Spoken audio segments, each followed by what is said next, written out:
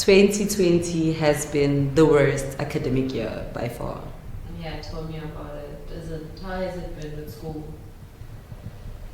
It's frustrating. The online learning, the actually having to have the self-discipline to do things by yourself and always remembering the end goal. And so far, like, are you winning? Are you passing? What's going on? Well,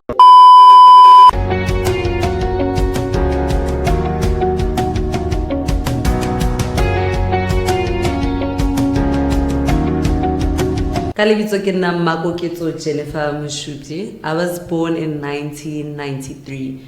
That makes me 27 years old.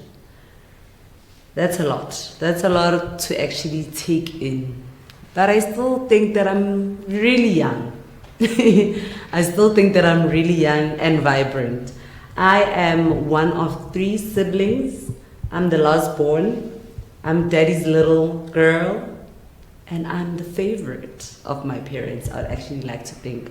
I went to kindergarten in 1999. That was the foundation of everything when it comes to my academic journey. Although I was still young and I did not realize it, but kindergarten actually played an important role in who I was actually going to be later on in the future. I remember on my graduation day when we were asked what you would like to be when you actually do grow up. Well, I wanted to be a doctor, to make a change in my community, to actually uplift those that cannot uplift themselves, and maybe make the world a little bit of a better place. Speaking about your community, where were you born? Where were you raised?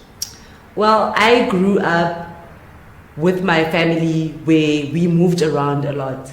So from kindergarten, which was in Tembisa, we moved to Vereeniging, then we moved to Hammanskraal, then we moved to Pretoria North, then we moved to Hammanskraal, but I'm originally from Limpopo. Ke Mopedi, ke tswa Lephalale. That's where everything stems from.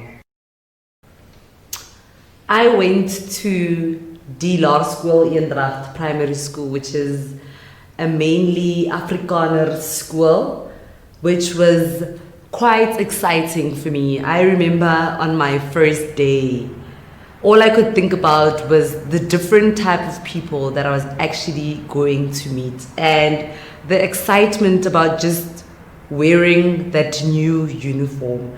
Those years actually helped me blossom into someone that was much more different than who I was academically in my kindergarten years.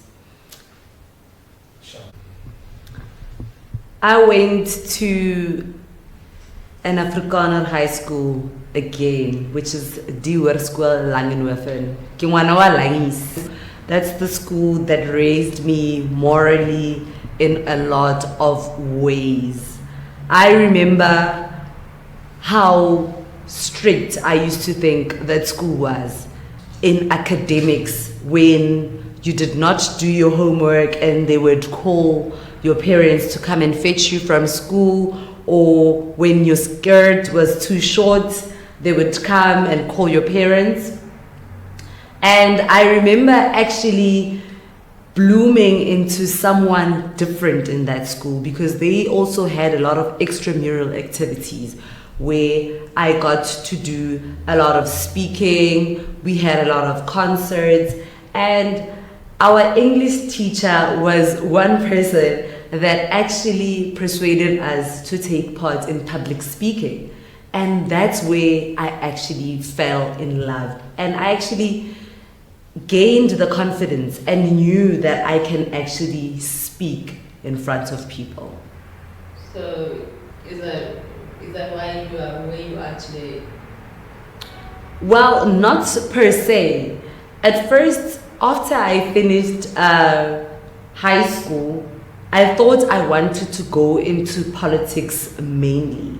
That's why I enrolled into TUT thinking that I'm going to become a diplomat. Little did I know how much of a boring job that was going to be.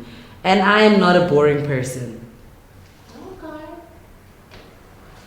Yeah, so as a person, you really need to be persistent and to be determined that you really want to achieve this goal, because your school is not child's play. It's not child's play. There have been a lot of people that actually dropped out.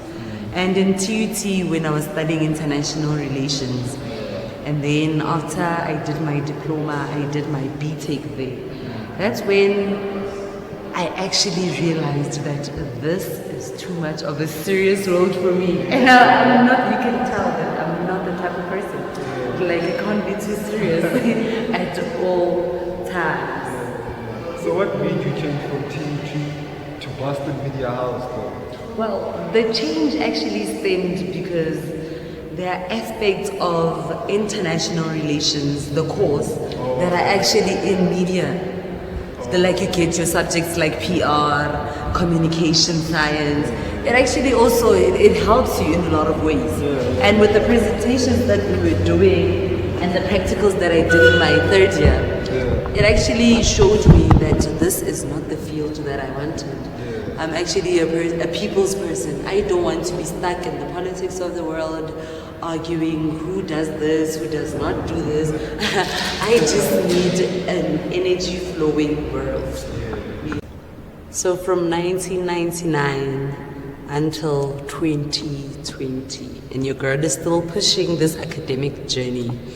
And one thing that I can say is that nobody can ever take away your qualification away from you.